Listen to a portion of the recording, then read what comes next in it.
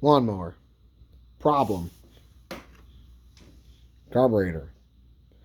These are the old flathead Briggs & Stratton motors, which I actually like working on because it has the metal carburetor, number one, and they're very, very simple to repair.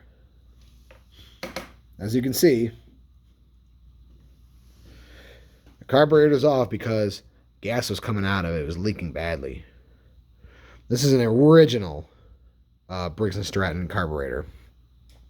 They have their logo stamped right there. And if you want the part number, 6150, you can get the original OEM Briggs & Stratton on their website for about $55. This is very simple to work on. I like working on these ones because you only need 2 or 3 tools and you can get right back on. You need ratchet with a 5/16 socket. I'm sorry, 3/8 socket, excuse me. And these are lifetime, so if it breaks, I can always get another one. 5/16 socket. For the older Briggs, that is. And a Phillips screwdriver. That's all you need to repair this. Now, if the gaskets are gone, you can get these probably at your local hardware store for a few bucks. So it actually still has the gasket right there, so I'm not going to replace that. I will keep it, but I need this gasket that goes on the air filter housing in the back. It's on the back of this housing right here. It goes back here. Sometimes they do get warped, and sometimes you have to put 2 of them on. It's only wet because it rained. So I will show you how to do this. Very, very simple. Let's begin. Side note, make sure under here is tight. You don't want to put it on and then it leaks at the bottom, which it doesn't. There's fuel in it because a friend of mine tested it and it does work. So, but I will make sure right now to make sure that it's tightened. It is indeed tight. That sounds so wrong, but I don't care. Now, I could have gotten a carburetor rebuild kit, but since carburetors are pretty much not that expensive on Scamazon, I will just go ahead and buy a new one. Because I'd rather just replace the whole thing. Because if you get a rebuild, then something you can screw it up, and no. So, very simple. You're going to place your throttle right here in this hole, not here, this one. I need both hands for this though. Just like that. Just put it in that little slot. This is going to sit here with your 3/8 bolts, and we will get that back on here in a second. Once I get one in, or put both of them in, then I'll slowly tighten it. I'll come back. Just like that. And then you want to tighten, which, again, I don't have my stand with me, but hold it.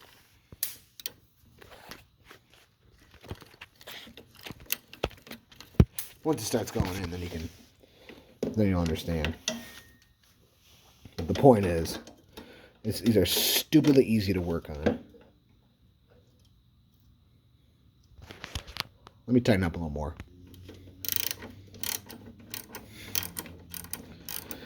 Like I said, these are stupidly easy to work on. These are just basics 101. And I found this in the garbage, so this only cost me $8. Sometimes this one's a little hard to get to. Now you don't have to, as my former friend called it, Godzilla it. Just make sure they're snug. That's all. You don't have to do it super tight.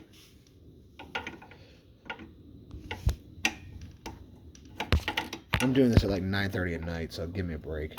I'm tired. Okay. Put your fuel line back on. It's empty. Always make sure when you work on your engines, your fuel is empty, or you have one of these little blockers like I do, which actually stops it. It's like a tourniquet for fuel lines. It stops the fuel coming through. And I apologize for that dog. Let me get the fuel line on. Don't forget your little fuel line tag, or a little fuel line. It's supposed to like keep it on the line. I don't know why it's not coming. There we go. Like that. It's supposed to hold it in place, just in case you get like a really bad like rumble or something. All right, let it go. And this does not cut the line either. It's just, like I said, it's a stopper. It's almost like a tourniquet when they, at the hospital or something, when you get an injection for like lidocaine, and it stops the bleeding. They'll put I can't talk. They'll put a tourniquet around like your finger. That way it stops the bleeding. So when they do the, let's say ingrown toenail, ingrown fingernail, it doesn't bleed, or it stops, or pauses it. Okay. Now, since the old carburetor, that gasket is torn, and thank God I have one more left, we need to get a new one.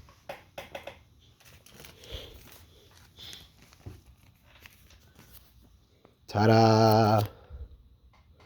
Now this already has the gasket ring that goes behind here, so I don't need that, and that's still in good shape, so I do not need that. Let me get this out of the bag. We'll put it on the bolt. There, the air filter housing. That's where your new gasket goes. That's going to sit behind here, or in front of it. Like I said, the older models before the auto choke had these primer bulbs, and you have to press it 3 or 4 times so that way it would suck up the fuel into the carburetor or air fuel mixture. To get this on, real simple. Put that little notch right there in. It's called the breather tube. Then I need my extra set of hands here. I'm gonna take these. I always put my stuff like on the deck, that way I don't lose it. Your little 5/16 bolts.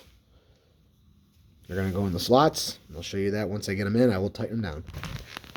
Here's what it looks like. And all you got to do, don't go too heavy on it. With your 5/16 nut driver, or you can use a 5/16 socket. Whatever you choose. I wouldn't recommend an impact on this unless you do like a really tiny like touches of it on the button. You should make sure these are snug, because that gasket is right up to that front of the carburetor back here that we just put on. Brand new gasket.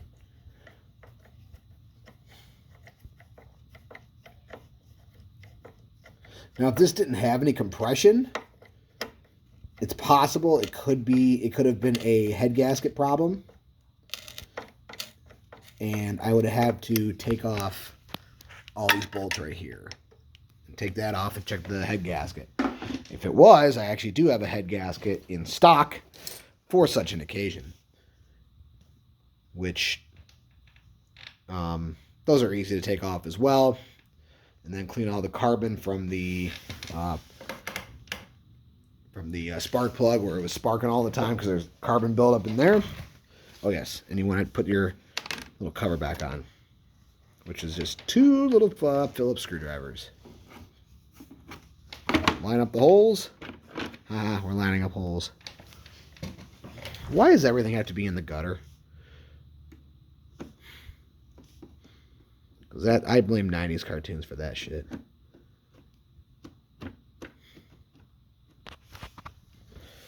We just gotta line them up. No, I can't find the hole. Don't take that out of context. No, we found him.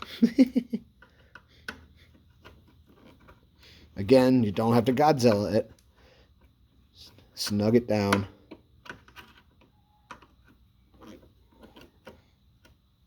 Good. Now, the air filter that was in there, it just rained, so it's very, very wet. But I do keep these in stock. I keep at least 5 of these in stock. You can find this at Walmart. You can find this at your local home and garden center. Wherever you shop, you can find them.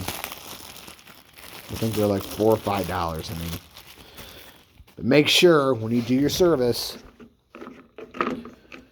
if they're still in good shape, take an air compressor and blow it out and put it back in. But if it's dusty and falling apart, replace them. I can't tell you how many lawnmowers I've had over the years. People, oh, it doesn't work. It runs rough. It does this. It does that. It's because you don't take care of your equipment. Make sure once a year. Oh yeah, also this is 5/16. Or you can use a flathead screwdriver on it. Either one, your choice. Snug, there we go. Once a year, depending on how often you use it. Commercial guys, I know they run the shit out of their lawnmowers, so they probably change the oil like every month and they do the sharpen the blades every few weeks.